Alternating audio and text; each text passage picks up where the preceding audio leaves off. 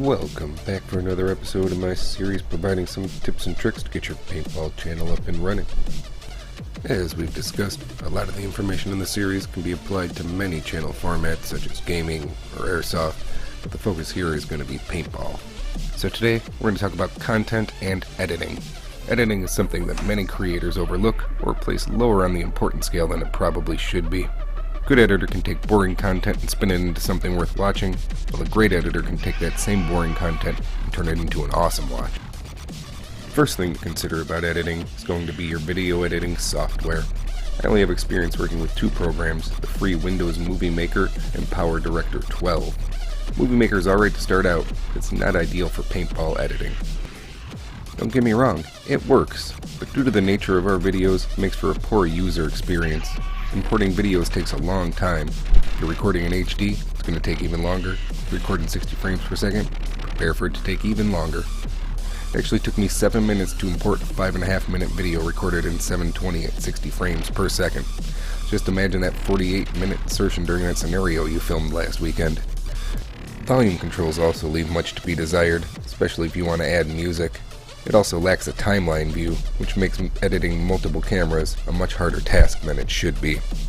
PowerDirector allows me to add multiple tracks, so I can drag and drop my video clips anywhere I want. They also have a multicam designer that analyzes the audio content of your video and syncs it up for you. If you have both a helmet and a barrel cam and want to show both on the screen at once, this is a lifesaver because trying to match up two videos is a lot harder than you would think. Most paid programs offer a similar crop of tools to PowerDirector, so do your research, figure out which product is best for you. Believe me, you won't regret the money spent on the improved tools and the experience. Now, let's delve into editing your content. When you're trying to grow a channel, you have to grab viewers. Every creator has, or will have, that awesome 10-minute video that has an amazing ending, and you just want to post it as is because it was so spectacular to live through it. Trust me when I say, edit it down to the best stuff.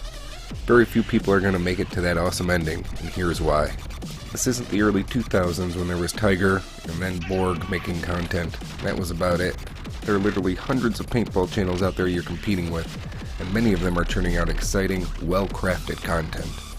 So that awesome 10-minute video that has your viewers watching the ground for a cumulative 2 minutes, back of a hopper for 3, and you stuck in a bunker for several more minutes looking for targets, most likely isn't keeping their attention for more than a few minutes.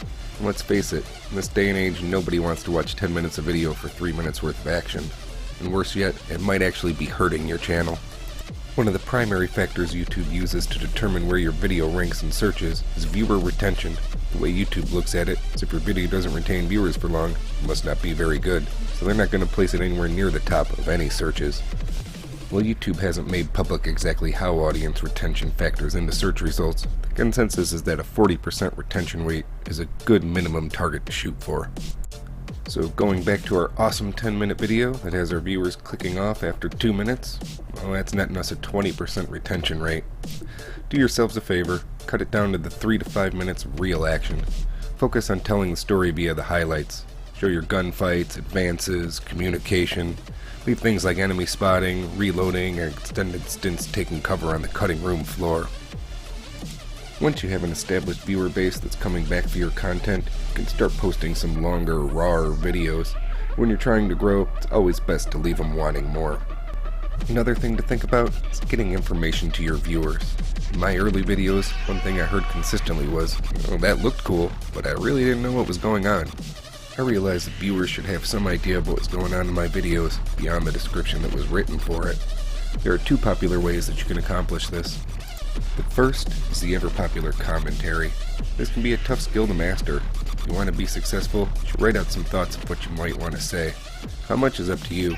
Some people just need to write out a few thoughts, some prefer to practically script it all out.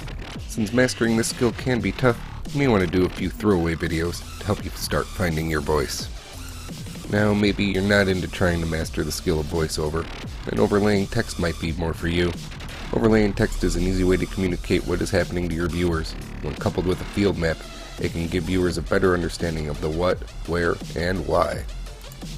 All editing programs offer a wide array of colors and text, so you should be able to find something that works for you and your playing environment. One downside is that it draws viewers' attention away from the action. You may need to try and find the right place to fit it in. Some creators even pause the video while they put text up so the viewers don't miss any action.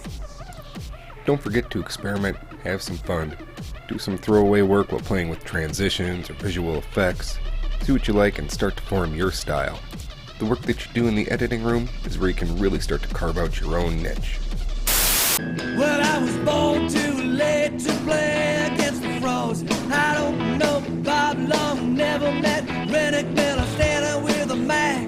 I'm paintball's fastest gun. Go out, get funky, get painted, have fun. Don't got $1 million, don't drive a Cadillac. Give me half a chance, cause I'm not dead yet.